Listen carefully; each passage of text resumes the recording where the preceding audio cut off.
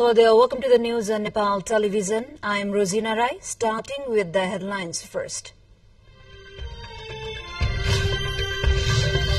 Government initiates a process to reclaim land plots. Basbari Su Factory Land Revenue Office hands down 21 days notice to Chandbagh residency for handover.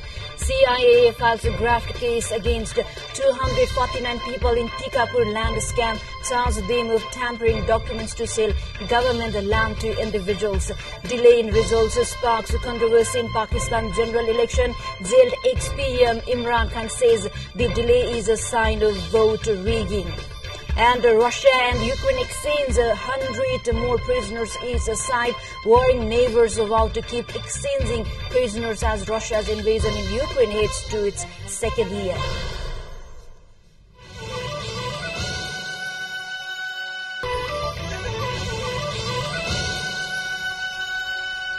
Welcome back. Now news in detail.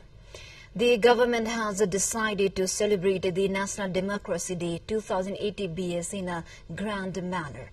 The decision was made during a meeting led by Prime Minister Pushpa Kamal Dahal at Singadeva this morning. This meeting primarily focused on organizing public awareness initiatives, including special dialogues, seminars and radio dramas on February 18th, all aimed at emphasizing the significance of Democracy Day. Similarly, the national print media houses have been requested to publish special publications, souvenirs and of various articles highlighting the multifaceted dimension of democracy on the occasion. The national flags of the stipulated size would be flown on the roof and the premises of all the government bodies, institutions and organizations on the eve of Democracy Day.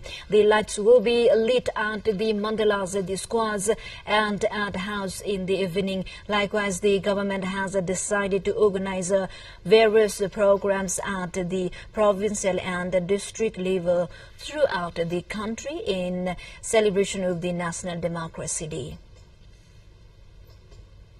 The government has advanced a process to claim the land plot of Basbari Leather Su Factory.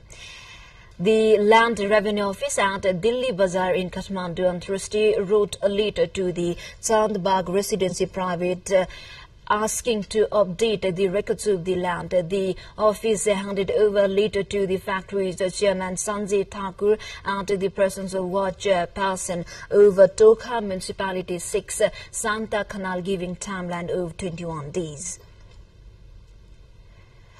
Now to other update, the Commission for the Investigation of Abuse of Authority CIAA has filed a case against 248 individuals of handing over land of Tikapur City Development Committee in the name of individual.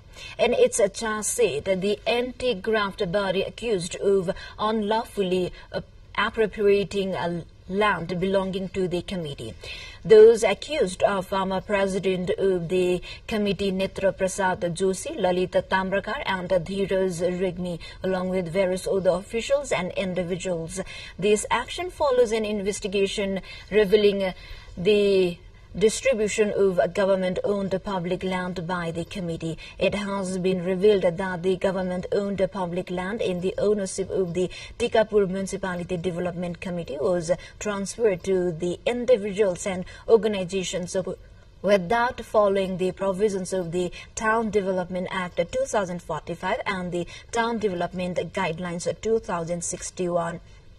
Further investigations revealed collusion among former committee chairman and officials who engaged in fraudulent activities such as fabricating fake recipients to transfer land rights to themselves under fictitious names. The CIAA has submitted a charge set to a special court in Kathmandu seeking punishment for those found guilty of the offence related to the misappropriation of land there.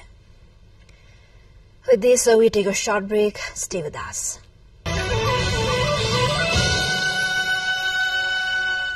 Welcome back. You're watching Nepal Television News, and now we have remaining national and international updates. 14 of the 43 individuals applying for the vacant post of Vice-Chancellor of the Tribhuvan University have been shortlisted.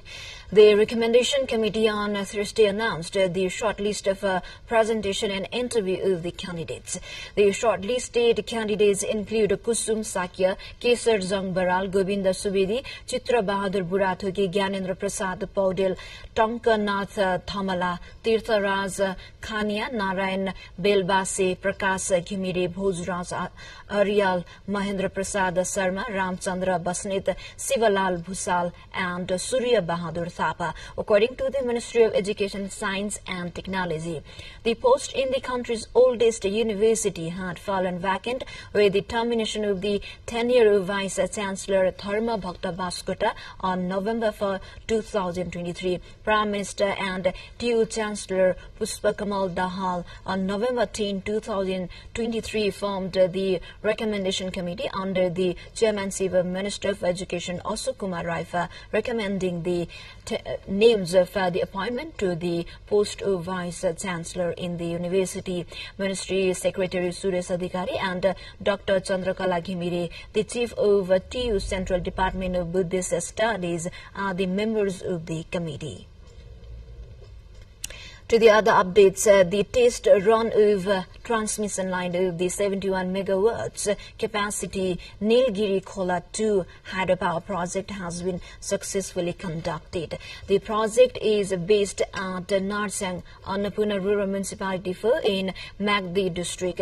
The project developed by Nilgiri Khola Hydropower Limited had carried out the test run since January 29 along the transmission line from Dhobilna, Annapurna Rural Municipality 4 to Dana, Annapurna Rural Municipality 3rd. The test transmission of the 220 kV transmission line from Dhobilna to Dana has been successful, said Upendra Gautam, the official representative of Nilgiri Khola Hydropower Limited. The test transmission was carried out with the participation of the technical team from Nepal Electricity Authority (NEA). The electricity produced from this project is fed to the central grid via the Dana substation. The powerhouse of the 42 megawatt capacity Nilgiri Khola first hydropower project is located at Chotepa. The estimated cost of the two run of the river type project is rupees 13 billion. To the international update, votes are being counted in Pakistan after Thursday's general election, which was marred by the suspension of mobile phone services and violent unrest there in the country.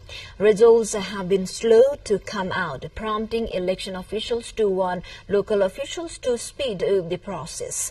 The party of disqualified and jailed ex-PM Imran Khan says the delay is a sign of vote rigging. Unofficial result on TV channels suggest Khan's allies are in the lead. Jailed and corruption charges last year, Khan was barred from standing in Thursday's election and his party. Pakistan Tehreek-e-Insaf PTI had to filed its candidates as independents. They were challenging the party of another former Prime Minister Nawaz Sharif, whose younger brother was president of his Pakistan Muslim League Nawaz Party PMLN, replaced Khan 2 years ago when he was ousted in a no-confidence vote. Pakistan's National Assembly consists of 336 seats. A total of 226 are decided through direct voting on election day, while 70 reserved seats are allotted according to the strength of each party in the House. And in this year's election, voting in one seat was postponed due to the death of one of the candidates. Now, time for a short break again. Stay with us. Welcome back. Thank you for staying with us. And now we have remaining international updates. A total of 100 Ukrainian service people returned home under a fresh prisoner swap with Russia. The coordinating headquarters for the treatment of prisoners was said on Thursday. Among those freed were more than 80 troops who fought for the city of Mariupol and the Azovstal steel plant. Besides the soldiers who participated in the combat in the Donetsk and the Luhansk directions were released under the swap. At least 28 of those freed suffer from serious illness or have severe injuries. Ukraine and Russia have carried out 51 prisoner exchanges since March 2022. A total of 3,135 Ukrainians taken captive in the Russia-Ukraine conflict have been released under those exchanges. Now to U.S. The U.S.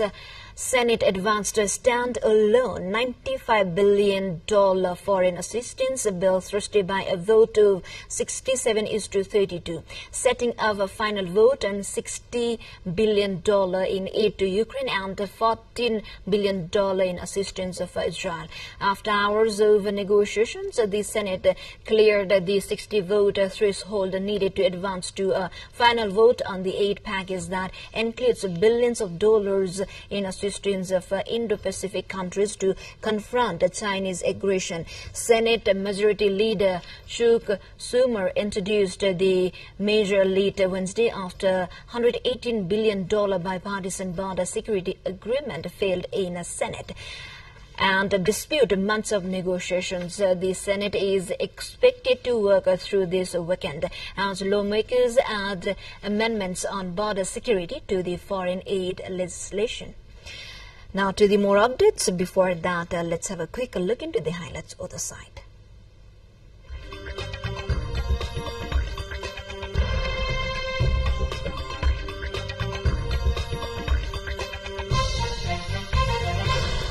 A volcano in Iceland has erupted for the second time this year and the third time since December, pumping lava up to 60 meters into the air and disrupting life in the Reykjanes in the southwest of the country. The lava flow also hit thermal-based water pipes in the region just south of the capital Reykjavik, disrupting the supply of hot water to more than 20,000 people and leading the Civil Protection Agency to raise its alert level to emergency status there. The agency also asked households and businesses to conserve electricity. Restoring hot water via an emergency pipeline that was already under construction could take days, it said. However, scientists fear they could continue for years, and Iceland authorities have started building dikes to divert burning lava flows away from homes and critical infrastructure there. We are now moving on to sports.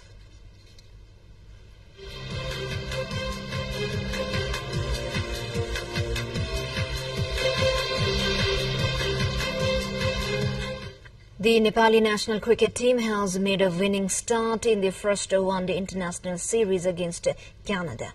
In the first match of the three-match series held at the TU Cricket Ground in Kirtipur yesterday, Nepal registered a thrilling victory against Canada by 7 runs.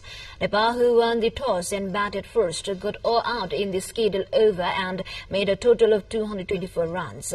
Kusal Vurtel of Nepal played a half-century of 62 runs in the match. Similarly, Arif Sheikh scored 38 runs, Sonpal Karmi 27 and Kusal Malla 20 runs. Canada's Uday Bhagwan took 3 wickets while stopping Nepal. Chasing a victory target of 225 runs, Canada was bowled out for 217 runs in the 48th over. Canada was in a position of 174 runs over the loss of only 3 wickets in the 33rd over, lost the last 7 wickets for only 43 runs. Nepal's spinner returned to the game towards the end and scored a thrilling victory. Rohit Paul took 4 wickets to ensure Nepal's victory yesterday. The 3-match series will be conducted till February 12th. After playing the ODI series, Nepal will play a triangular match under the ICC Cricket World Cup League 2. The second match between Nepal and Canada is scheduled for tomorrow. With this, we come to the end of this news bulletin, but before we say goodbye, quick reminders of the headlines once again.